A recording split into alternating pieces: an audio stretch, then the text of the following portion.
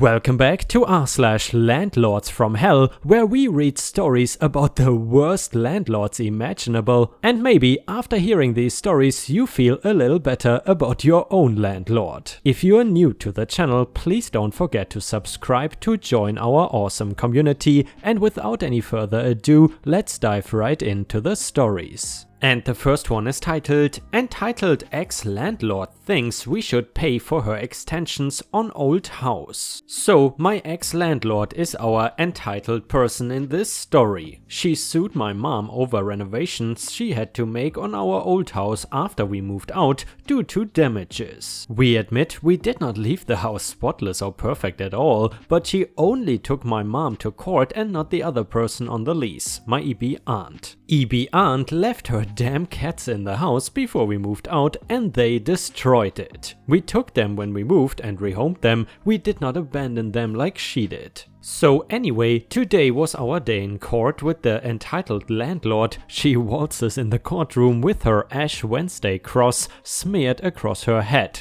It looked like a giant smudge. The judge calls her to the stand and she shows him pictures of the house and then proceeds to lie through her teeth about what animals we had, how many, and that we never told her we were moving out. The judge keeps trying to ask her questions, but she skirts around most of them with other evidence and just in general avoiding his questions she didn't like. This pissed him off and he yelled at her quite a few times to stop talking over him if she wanted him to rule in her favor whatsoever. She kept whining and crying and finally it was our turn. He let us ask her questions and then fight our side. You can guess who is who here.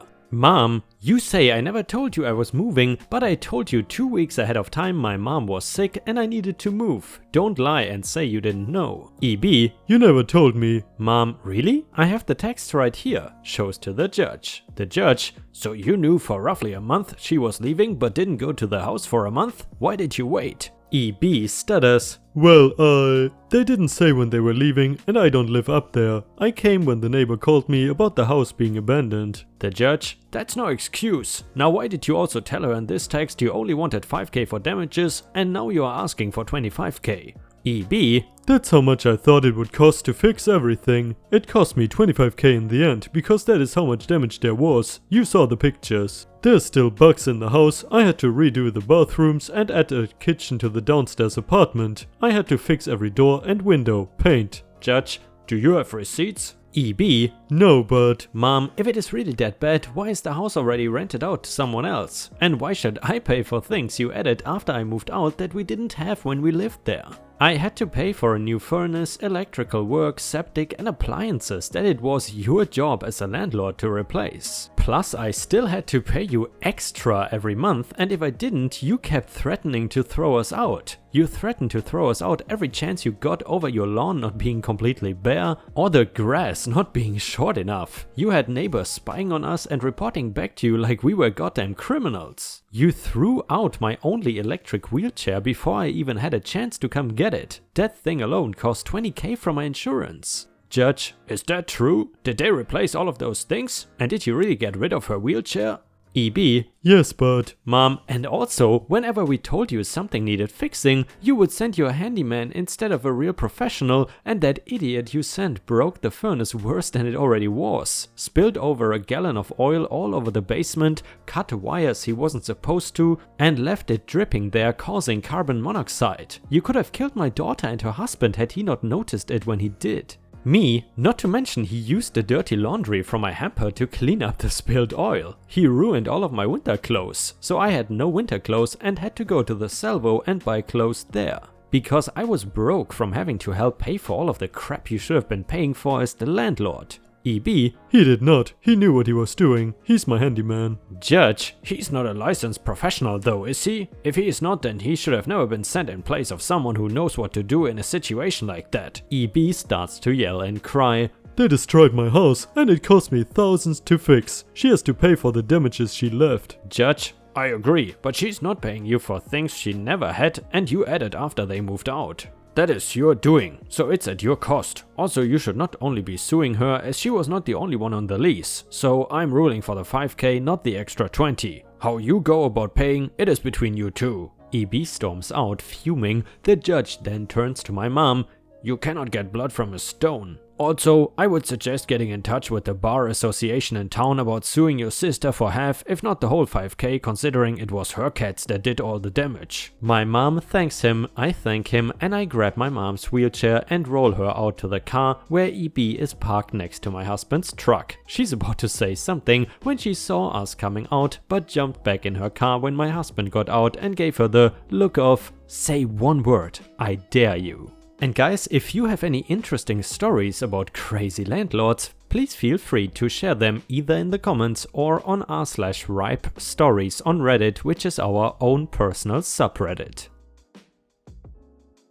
And the next one is titled, "My landlord is a control freak. I live in a large house with my landlord, her husband and 2 other tenants. My landlord is a control freak and has to have everything her own way. She writes little notes and puts them all over the house about the proper way to do everything. Close the shower door when finished, close the bathroom door gently, lock the front door when you leave." You know, basic common sense stuff that doesn't need to be said to adults in their 30s. There are 2 full pages of typed instructions taped to the washing machine, including where to dispose of the dryer lint, the garbage can. Tenants are not allowed to use the dishwasher or the downstairs bathroom unless it is an emergency. We are only allowed guests twice a month and must provide 24 hours notice. She times our showers so we don't use too much water. She has accused me of taking forks, hand towels and various other trivial things. She has commented on me having my window open, using my air conditioner, going for walks at night, walking around without shoes on.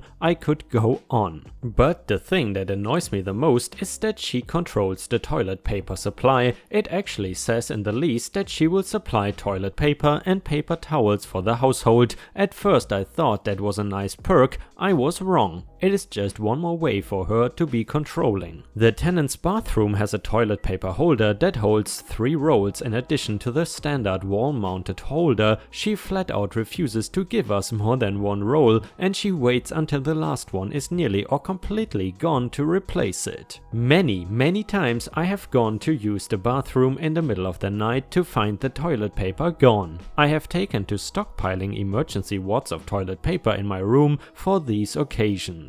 Earlier this week we get into a little spat that is not relevant to this story, other than it set my mind on the path of revenge. I ordered a huge stockpile of toilet paper from Sam's Club. From this day forward, I will be supplying all of the toilet paper for myself and the 2 other tenants. It is going to drive her nuts, but she will look like a lunatic if she says anything about it. The queen of toilet paper is dead.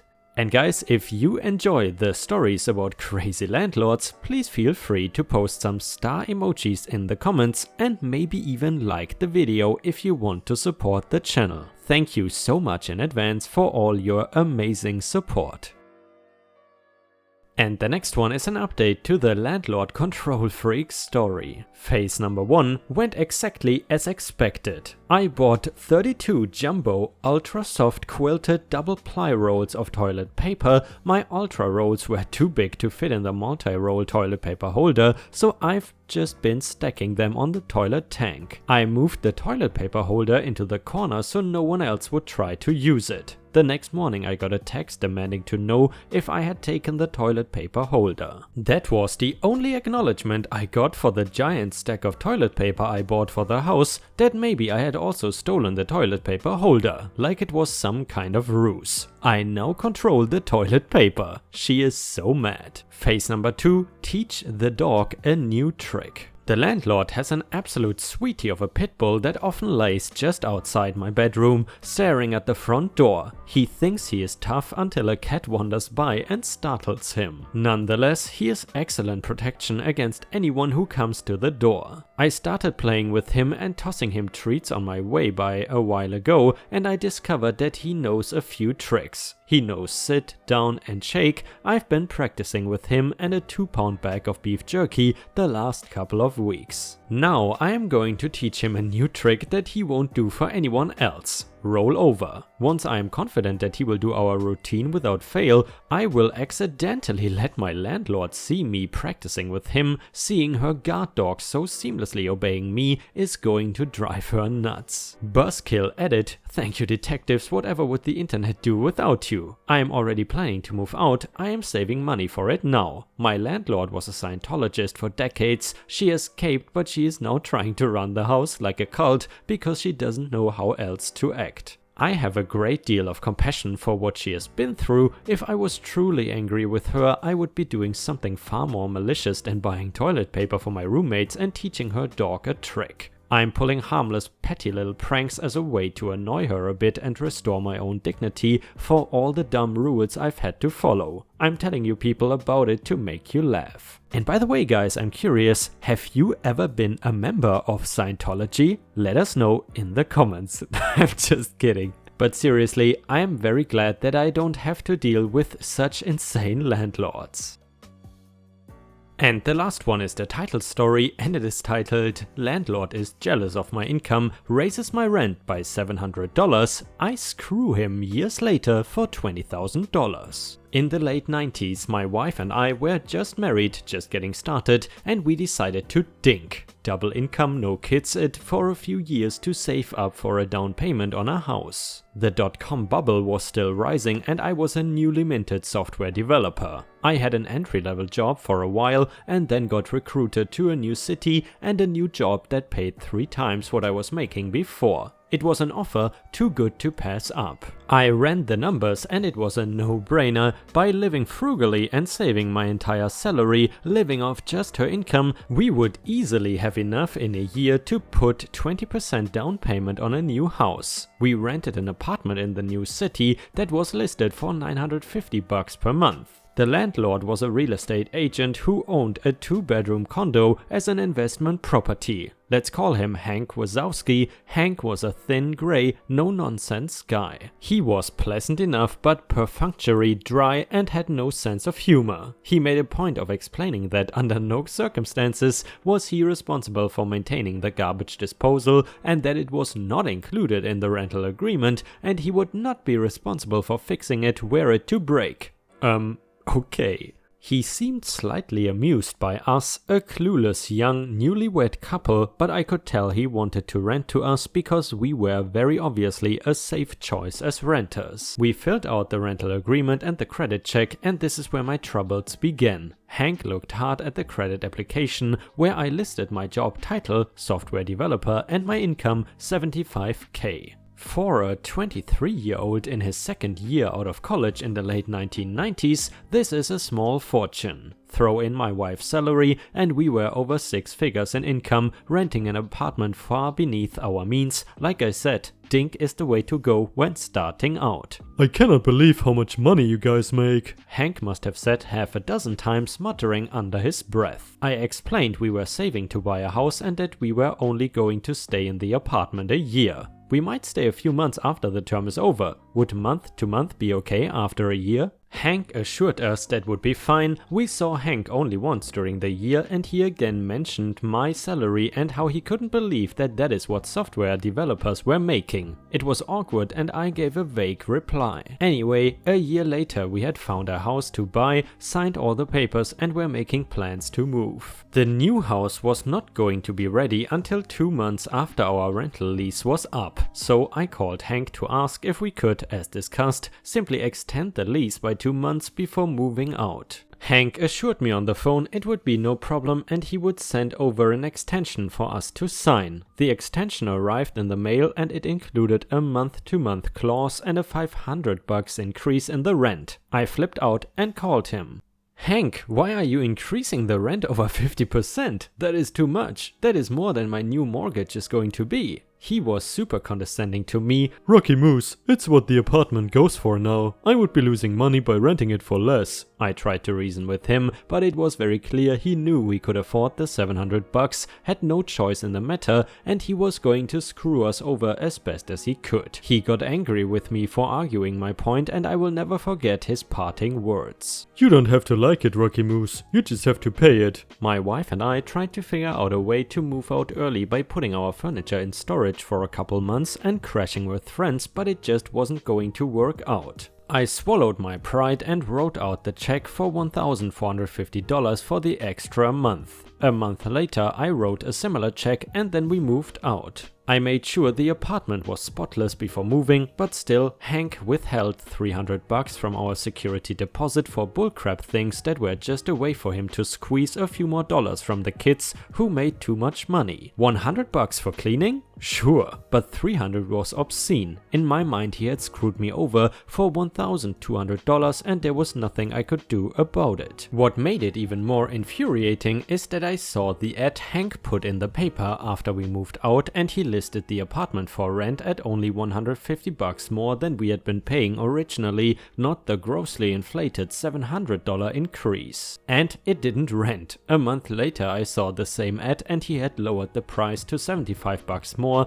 than we had been paying, and I assume it got rented since the ads stopped appearing. Fast forward about 5 years, life is good, the house is good, we have a baby, and even though the .com bubble has burst, I am still employed. One day out of the blue, I overhear one of my co-workers, Phil, a senior developer, talking to the guy working the reception desk. Hey Mike, I'm expecting someone to drop off some paperwork for me. If a Hank Wazowski asks for me, tell him I will be right out. I freeze and get a taste of bile in my mouth, remembering how I had to write out that name on those checks all those years ago. There's no way it is the same guy, right? I walk over to Phil, who is still by the reception desk. Phil, I say, how do you know that name, Hank Wazowski? Phil explains that Hank is his real estate agent. I bought my condo through him several years ago. I'm selling my condo now so I can buy a house. So I'm going to ask him to be my agent again. Do you know him? I tell Phil that I used to rent an apartment from Hank and describe what he looks like. Phil confirms the description. It is the same guy. Wow, small world, right? And on cue, right then the front door to the office opens and in walks Hank Wazowski. I stare in disbelief. He is carrying a folder of papers and doesn't recognize me. Phil and Hank shake hands and they talk for a few moments. I stand there silently, wondering what to do. Phil finally says, Hank, this is my friend Rocky Moose. I think you may have already met. Yes, hello Hank, good to see you again. My wife and I were your tenants a few years ago on XX Street. Remember, the software developer who rented for a year saving to buy a house? Well, this is where I work, here with Phil. Hank's eyes indicate he now remembers me and he is starting to put it all together. We shake hands and he says, yes, of course he remembers, and asks how we are doing. Oh, we are just fine, thanks for asking. Phil says that you are his real estate agent. Small world, isn't it? Hank nods pleasantly. He still doesn't remember the details of our last conversation. I do some quick math in my head. This is the early/mid 2000s. The real estate market is very strong and easy money for any agent. The crash of 2008 is still a few years in the future. I start to think out loud. Selling the condo for around $150,000 to $200,000, and you're looking at houses in the $500,000 range, so that is $650,000 to $700,000 in total transactions. An agent getting 3% on the sale and the purchase is getting around $20,000 for his trouble. That's a good commission for the agent, isn't it? Hank's eyes flash and I can tell he remembers everything about me now. Phil is surprised at my passive-aggressive tone. I am enjoying the uncomfortable silence. Hank deflects my question, saying it is complicated, and tells Phil to send back the papers as soon as possible. He shakes hands with Phil, looks at me, nods and goes to leave. It was really good to see you again, Hank, I call behind him. He exits the building. As the door is still shutting, I say a bit too loudly so that Hank can hear, Phil, don't sign anything just yet. I have a story to tell you. Phil looks at me and says, Rocky, what the hell was that all about? He looks pissed and confused at my behavior. I tell Phil the whole story, the rent, the $700 increase, the security deposit. You don't have to like it, you just have to pay it, everything. Phil, you cannot use this guy to sell your condo and buy a house. I hate him, he's evil. I will help you find another real estate agent, just use anyone but Hank. So the great thing about Phil is that, well, he's a great guy. He says he's a little surprised at my story and has always known Hank as a straightforward guy. But I totally see him doing that to you, he admits. There's no way I could use him now. What a dick. Then Phil's eyes lit up a bit. What do you want me to say when I fire him? I have special feelings for Phil now. We came up with a plan and I made sure there were some key phrases in Phil's repertoire. We planned it all out together in advance. My only regret is that I didn't get to see Hank's reaction in person a day later when Phil made the following phone call while I stood behind him listening. "Hi Hank, it's Phil calling. Yeah, about that. I've decided to get some other quotes from other agents. I'm not going to sign up with you." No, you shouldn't give a discount. You would be losing money if you did that." No, this is just a decision I've made, and no, it has nothing to do with OP. "Well, you don't have to like it, Hank, you just have to accept it. Goodbye." And it was the greatest revenge I could have ever imagined. Through a chance meeting years later, Hank got screwed out of $20,000 in easy commissions, and the best part is Hank absolutely knew it had everything to do with Rocky Moose. And guys, unfortunately, we have already reached the end of the video. I hope you enjoyed today's stories, and if you haven't already, please also go to patreon.com/ripeyoutube, where I upload exclusive Reddit videos starting at just $3 a month. This is a great way to support me in case you are interested, and the chance for me to become independent from YouTube revenue. Thank you so much for watching. Please don't forget to subscribe and like the video, and I hope to see you again tomorrow.